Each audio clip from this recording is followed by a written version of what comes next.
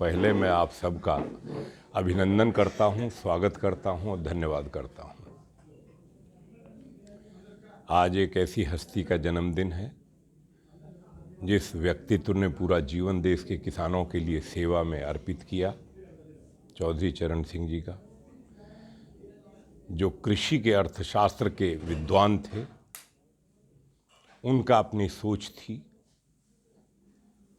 और जो सोच उनकी थी वो देश के गांव के विकास और गांव के किसान के हित में थी।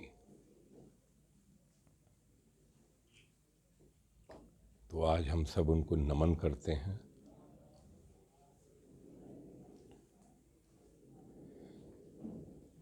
मित्रों, आपके बीच में आने का एक उद्देश्य बराबर रहता है कि कुछ सूचनाओं का आदान प्रदान हो जाता है, कुछ वैचारिक आदान प्रदान हो जाता है, आपसे कुछ जानकारी मिलती है, कुछ आपसे बात करने का मौका मिलता है। आपका मैं सभी का स्वागत करता हूं। आप आए हैं समय निकालकर, इसके लिए आपका बहुत बहुत धन्यवाद। मैं चाहता हूं कि आज किसानों के जो ज्वलंत मुद्दे हैं उन पर आपसे चर्चा करूं। मित्रों, आज़ादी से लेकर आज तक इस देश के किसानों का जो अब तक नीतियां रही हैं वो पूरा देश जानता है।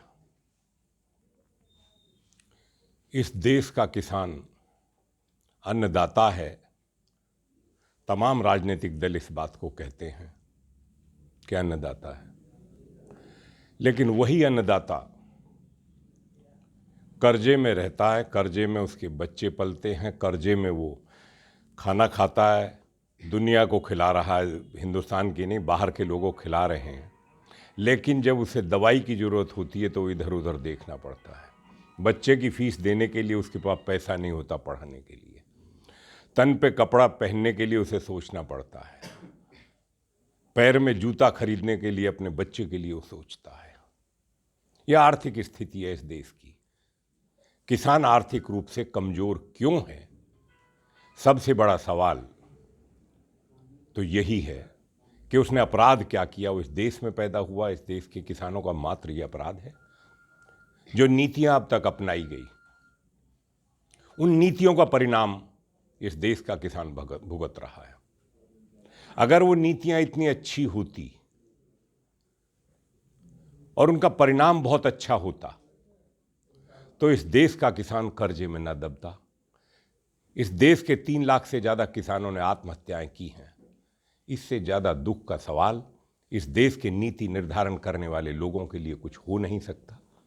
भले ही कोई भी हो, सरकार कोई भी हो, परिणाम नीतियों से होता है, देश नीतियों से चलता है। देश के पहले कृषि मंत्री डॉक्टर पंजाब राव देशमुख जी हुए थे। कृषक समाज की स्थापना उन्होंने 1955 में की थी और उन्होंने पंडित नेहरू की सरकार में कृषि मंत्री रहते हुए कहा था कि जब तक देश के किसान को बाजार में नहीं खड़ा करेंगे तब तक वो आर्थिक रूप से समृद्धशाली नहीं हो सकता। ये सन 55 के कृषि मंत्री की सोच थी। उन्होंने कोशिश की, संस्थाओं को बनाया। नेफेड जैसी संस्था उन्हीं की देन थी। उन्होंने चाहा था कोऑपरेटिव मूवमेंट खड़ा हो, किसान का माल सीधे उपभोक्ता से बिके और सहकारिता आंदोलन बढ़े। लेकिन समय बदलता चला गया, सरकारें बदलती रही, परिणाम पूरे देश के सामने है। उसके बाद दूसरे नेता चौधरी चरण सिंह जी हुए और उनका एक ही सोच थी कि जब तक देश के किसान को बाजार में नहीं खड़ा करेंगे वो आर्थिक रूप से पिछड़ा रहेगा। और उनकी सोच सही थी, इसमें कोई दो राय नहीं। परिणाम देश के सामने है। तीसरा व्यक्तित्व जो है किसान आंदोलन का जीवन खपाने वाले चौधरी महेंद्र सिंह टिकैत हुए। 87 में उन्होंने पहला आंदोलन करमुखेड़ी से किया था, शामली के पास है, और उसके बाद उन्होंने भोपाल में आंदोलन किया। उसके बाद उन्होंने जो है दिल्ली में किया, उन्होंने रजबपुर उत्तर प्रदेश में किया, उन्होंने खैर में अलीगढ़ तहसील में, आपके अलीगढ़ की तहसील है खैर में किया। 4 किसान गोली से मारे गए। उसमें तमाम आंदोलनों का इतिहास है किसानों का। वो अपने पूरे जीवन में यही कहा उन्होंने, जब तक वो आंदोलन में रहे, कि भाई इस देश में कोई व्यक्ति सुई भी बनाता तो अपना दाम खुद तय करता है, अपनी मर्जी से बेचता है।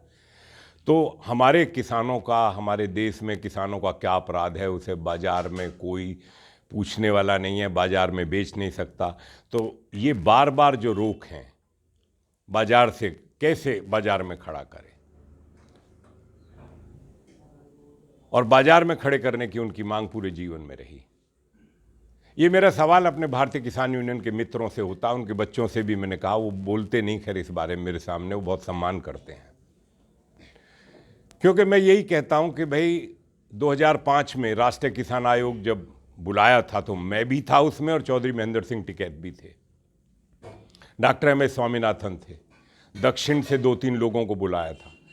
पूरा विस्तार से चर्चा हुई, 1 मीटिंग हुई, 2 मीटिंग हुई, 3 मीटिंग हुई, बराबर बैठ के आयोजित की गई। सवाल एक ही था कि यदि हम कृषि के क्षेत्र में और किसानों का भला चाहते हैं तो हमको अब तक की नीतियों में बदलाव करना पड़ेगा, रिफॉर्म करना पड़ेगा, इन्वेस्टमेंट की ज़रूरत है। और जब तक प्राइवेट सेक्टर नहीं आएगा, इन्वेस्टमेंट नहीं होगा, किसान को कंज्यूमर से नहीं जोड़ेंगे, एक साथ कई सारी चीज़ों को करना पड़ेगा, तब सुधार होगा, तब किसान मजबूती से खड़ा होगा। तो किसान को बाजार में खड़ा करने की बात सबसे बड़ी बात आई थी। वो रिपोर्ट 2006 में सबमिट कर दी गई, और जब वो रिपोर्ट सबमिट कर दी गई तो सरकारों से बार बार ये निवेदन करा गया कि आप इस रिपोर्ट को आप लागू करिए। 8 साल सरकार रही। मैं अपने कांग्रेस के मित्रों से पूछता हूं सवाल कि 8 साल आपकी यूपीए 1 और यूपीए की सरकार थी। मैं अपने कामरेड मित्रों से भी सवाल पूछता हूं कि आप सरकार में भागीदार थे यूपीए 1 में, कहां सो रहे थे आप? 2009 तक आपकी सरकार में भागीदारी थी कामरेडों की। क्यों नहीं आपने स्वामीनाथन कमीशन की रिपोर्ट लागू करवाई? चलिए, 8 साल तक रद्दी की टोकरी में फेंक दी गई। ये हकीकत है, इस देश की सच्चाई है। उसके बाद पार्टी मैनिफेस्टो बनाती हैं अपना। 14 में कुछ नहीं बोलते, 19 में कांग्रेस पार्टी कहती है कि हम एपीएमसी एक्ट में अमेंडमेंट करेंगे। ये 19 की बात है उनके मैनिफेस्टो की। लेकिन मैं इससे पहले बात करना चाहूँगा, 2005 में कृषि मंत्री शरद पवार जी थे। वो प्रदेशों की सरकारों को लिखते हैं कि एपीएमसी एक्ट में बदलाव किया जाए, प्राइवेट सेक्टर के लिए बाजार खोला जाए, किसानों को अधिकार दिया जाए कि वे अपना माल अपने भाव से अपनी मर्जी से बेच सके। 2007 में फिर एक पत्र लिखते हैं प्रदेश के मुख्यमंत्रियों को। 11 अगस्त 2010 को यूपीए 2 में वो तीसरा पत्र सारे मुख्यमंत्रियों को लिखते हैं, और उस पत्र में लिखते हैं कि जब तक बाजार नहीं खोलेंगे, प्राइवेट सेक्टर को नहीं खड़ा करेंगे, किसानों का शोषण होता रहेगा, किसान को आर्थिक रूप से मजबूत नहीं कर सकते, किसान की दुर्गति होती रहेगी। ये पत्र की कॉपी मेरे मोबाइल में है, आपने सबने देखा होगा, क्योंकि वो सोशल मीडिया पर हमने भेजा था कि भाई देखिए ये सच्चाई है, हकीकत ये है। और मैंने इसलिए कहा 11 अगस्त 2010 के पत्र को भूलना नहीं चाहिए, और उसकी भाषा को नहीं भूलना चाहिए, मुख्यमंत्री को जो लिखा। उसके बाद एक कमेटी बनाती है यूपीए 2 की सरकार चौधरी भूपेंद्र सिंह हुड्डा के नेतृत्व में, और चौधरी भूपेंद्र सिंह हुड्डा सबसे पहले देश के तमाम किसान संगठनों के किसान नेताओं को बुलाते हैं, जो राई से पहले जो नई मंडी बनी है उसमें। और जब वो बैठक आयोजित करते हैं तो मुझे फ़ोन करते हैं, कहते हैं कृष्णवीर जी, भारतीय कृषक समाज के तमाम प्रदेशों के साथियों को बुलवाना है। मैं एक बैठक कर रहा हूं और देश के और भी संगठनों को हम बुला रहे हैं, करीब 500 लोग हम रखेंगे, 2 दिन की बैठक। हम चाहते हैं चर्चा हो खुले दिल से। मैंने उनको करीब 125 लोगों को अपने साथियों की लिस्ट दे दी, तमाम प्रदेशों के साथियों की। उनको बुलाया गया, पहले दिन आए, बैठक हुई, बात हुई, रात को रुके। अगले दिन फिर पूरा विस्तार से बातचीत, करीब 500 लोगों से भूपेंद्र सिंह हुड्डा जी ने सबसे अलग अलग संगठनों के, अलग अलग प्रदेश के लोगों से बात करी। और बात करने के बाद फाइनल उनकी रिपोर्ट ये थी कि भाई बाजार खोलना बहुत ज़रूरी है, किसान को बचाना बहुत ज़रूरी है, नहीं तो किसान नहीं बचता। ये रिपोर्ट बिल्कुल ऑन रिकॉर्ड है।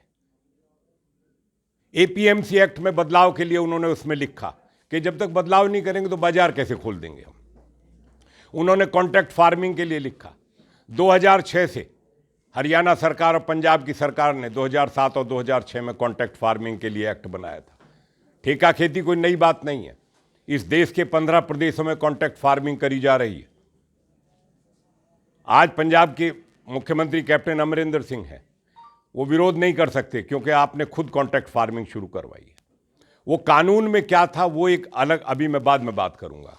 लेकिन 15 प्रदेशों में कॉन्ट्रैक्ट फार्मिंग में काम करने वाले मेरे किसान भाई,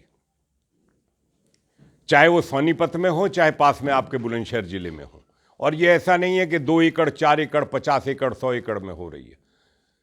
बुलंदशहर में तो 4000 एकड़ में तो पिछले बार भी गाजर की खेती करी गई है, बराबर हो रही है।